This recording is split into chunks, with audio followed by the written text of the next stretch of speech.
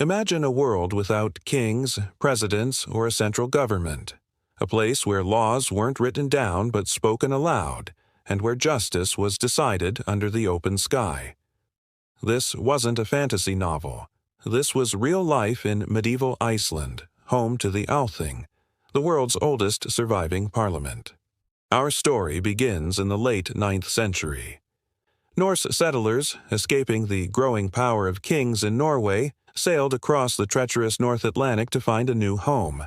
They found Iceland, a stunning, raw landscape of fire and ice. But with this newfound freedom came a new problem.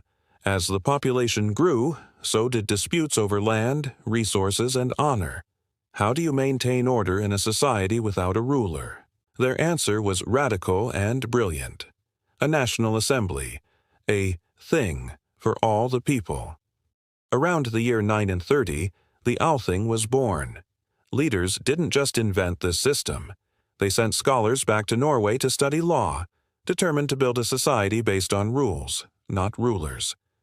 This wasn't just a government, it was a commonwealth built on the shared desire for freedom and order. The chosen location was as dramatic as the idea itself. Þingvellir, the Assembly Plains. This breathtaking rift valley where the North American and Eurasian tectonic plates are literally pulling apart became the heart of the nation. For 2 weeks every summer, this geologically unique spot transformed into a bustling hub. Chieftains, freemen, and their families traveled for days, even weeks, to get here. It was the social event of the year, a place for trade, for arranging marriages, for sharing news, and, most importantly, for law.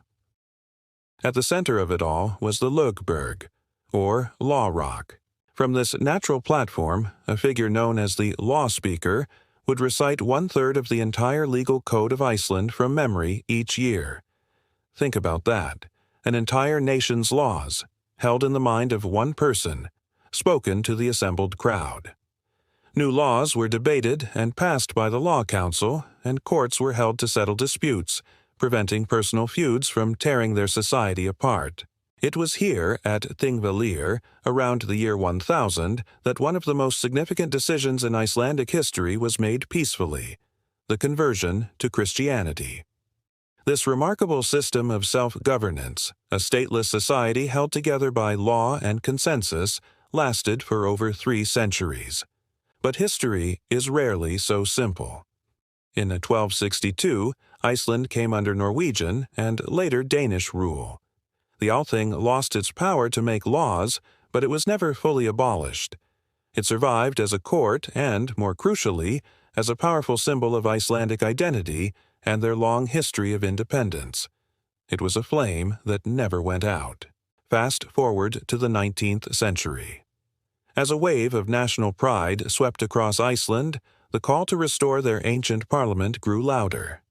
In 1845, the Althing was officially re-established as a modern legislative body, moving to its new home in Reykjavik. And when Iceland declared its full independence as a republic in 1944, it did so on the foundation of the Althing's legacy. Today, the Althing is a modern, thriving parliament, but its roots run deep into the volcanic soil of Þingvellir.